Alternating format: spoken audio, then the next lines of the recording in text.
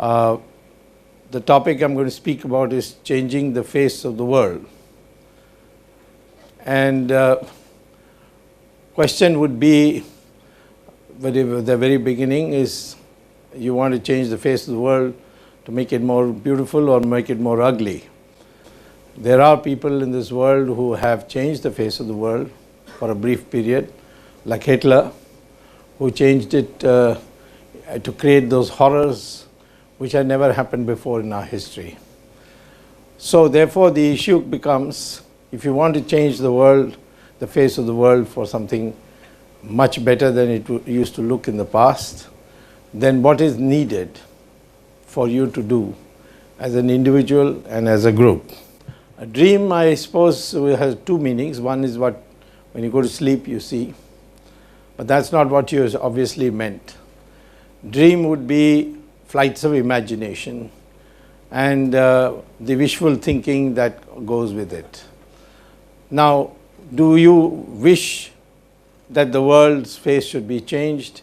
That particular commitment should be there from the beginning. If you won't even wish and you're ready to do something about it, you have to start with that. Now, question will be, how do you come equipped for such a change?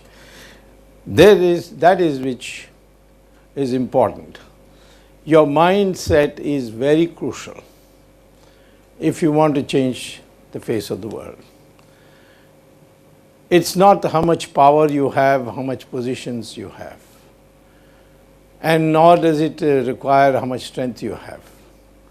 It's basically the way your mind is set. In numbers, I have mentioned many times to various audiences that if 1,000 goats assemble at one place and one tiger comes from out of the forest, the numbers are clearly in favor of the goats.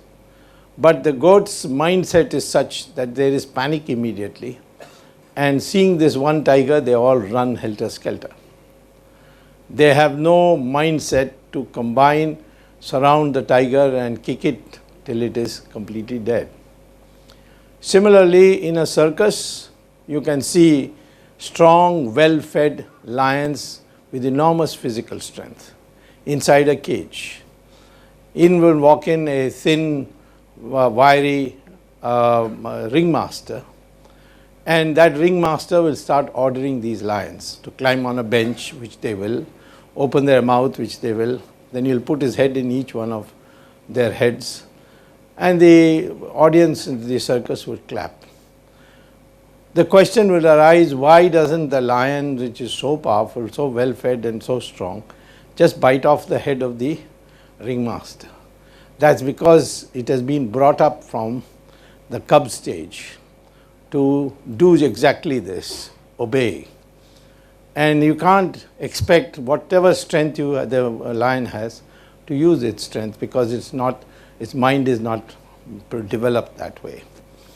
So the first thing you have to do if you want to change the face of the world is develop a mindset. And today the Western world is beginning to teach how to develop your mind. So far we have been concentrating on the cognitive intelligence of a human being. Do you know physics, you know mathematics, you know management? This is the kind of thing.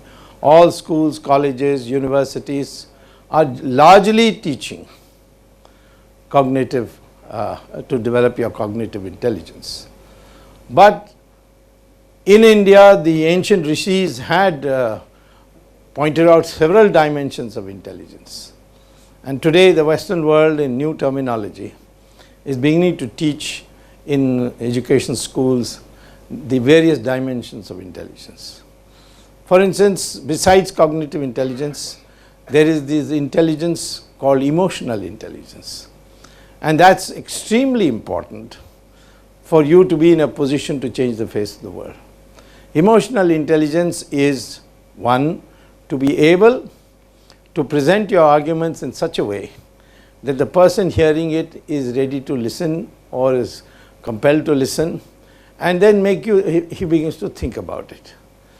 That of course is an intelligence which has to be shaped by another aspect. How do you deal with emotionally failure? Our society, particularly Indian society, is brought up in thinking of avoiding failure, even if you don't get much success, as long as you don't get a failure. Indians are terribly afraid of failure, and therefore they have become risk averse. Nobody in this world has ever achieved anything without taking risk. Bill Gates dropped out from Harvard. What a big risk he took. But in the end, he became a billionaire. And of course, it is not certain that he would become a billionaire, but it worked that way because he took that risk. When I used to teach at Harvard, I used to ask my students after the graduation in the last class, and there were people from all nationalities, what kind of a career are you going to pursue once now that you are going to graduate? I would say one job is take this risk like Bill Gates took and become a billionaire. And the other is to get a job where your salary increases every year by 5%. And at the end of your retirement, you get your gratuity and pension, buy a house and watch television. This is one very steady, safe life. And I used to ask this question. The Americans used to ask me, what's the probability I'll make billions like Bill Gates before I can tell you whether I prefer the first job or second job. But Indian students in my class invariably selected for the second option of getting a salary. I found this in IIMs also. People are most clued in to get a job. So when I used to tell the students, Indian students, why would you do that? This is guaranteed poverty. So they would say, well, at least it is guaranteed. That's the important part. This search for security, stability, and a steady income, these are things which will never equip you to change the face of the world. All persons who have done anything in this world, if you see, are those who took risk. Of course, risk with certain amount of wise advice from your elders and certain amount of your own analytical ability. So I would say emotional intelligence, how to present your arguments in such a way that the other person doesn't feel offended and is willing to listen and perhaps even convert to your point of view. And at the same time, deal with risk. One of the ways of dealing with risk is what is contained in the Bhagavad Gita, where Lord says you have only freedom of action. Whatever fruit is to come from that action, certainly it will come, but I will decide in what form, when, and so on. So you are completely liberated from the idea that your effort produces the result. You have freedom to make the effort. You have freedom to make the choice of which kind of effort. But the results of that, certainly you work for those results, but the results come or don't come, that is not in your hands. And in fact, now the American corporate sector, having found many of their corporate executives dying of a heart attack because of the tension of to know whether they are responsible for the failure of a company in a particular project, they have now started teaching Bhagavad Gita this particular message, that spiritually speaking you cannot be held responsible for the results as long as you did your best. So what is to be assessed is your best. So I think in my opinion, emotional intelligence, for which now books have come out, you should read them. Then there is of course other kinds of intelligences which I'll briefly mention. One is called social intelligence, where you do not, if you want to change the face of the world, you do not take steps which socially is damaging to society. You can transform a society in terms of industrial production by pumping smoke into the air, and that would obviously destroy the society by pollution. And many societies today are suffering. For instance, the Chinese made such rapid progress, But look at the amount of pollution that they have left behind as a consequence.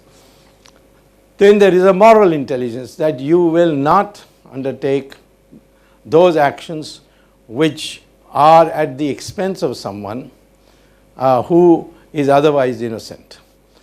So that is very important because of the fact that a moral fiber is an extremely important aspect of your capacity to change the thinking of other people, so that to change the face. But most important of all is the intelligence called now spiritual intelligence. We have known in this country through the rishis that there is something called the cosmos, which in Sanskrit means Brahmand, and in that cosmos contains all the knowledge that could possibly be there. And there the meditation, the prescription of meditation is to be able to set your mind and connect with this cosmos or Brahmand. The American schools today are teaching it in a different way. They call it cosmos instead of Brahman, and they call your ability through meditation to connect with this cosmos as neural Wi-Fi. Like you connect your computer to some program through the Wi-Fi. The neural Wi-Fi, the mind generates waves, and through the waves they connect to the mind. This will enable you to achieve knowledge which is there in the Brahman, and that's the real ultimately secret for geniuses. So in this way you have to develop your mind into that point. And finally, I would say most important of all is, if you want to change the face of the world, you must know where you are going to go. I mean, you just don't want to be a Trotskyite to destroy what is there and therefore change the world by that. Perhaps some of these organizations which have come up in the Middle East, they think only in terms of destruction.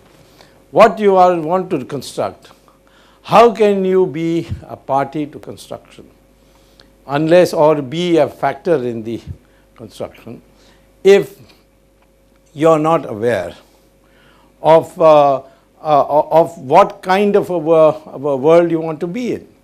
And that's why today to know your true identity is very important. The liberals in this country poo-poo that and say, what is this, until there are multiple identities. But there has to be an overall identity. If you want to change the face of the earth, you can do it as an Indian for the rest of the world. And we have. Yoga is a way in which people, the face of health has completely changed. In fact, today in developed countries like the United States, you find in every town a yoga a shop where they teach you how to do yoga. That's because this aspect was part of it. In your own country, we never, the educated society in the 50s and 60s never accepted yoga. They thought it's a joke, it's contortion. But once Jane Fonda adopted yoga, then all Indians also said it must be something good. And by imitation, we have accepted it. The same way Sanskrit is going to completely change the face of the way you store knowledge. And all you have to do to believe this is to go to the Google and see what NASA has done with Sanskrit for artificial intelligence. The storage of knowledge, put it crudely, is what is artificial intelligence.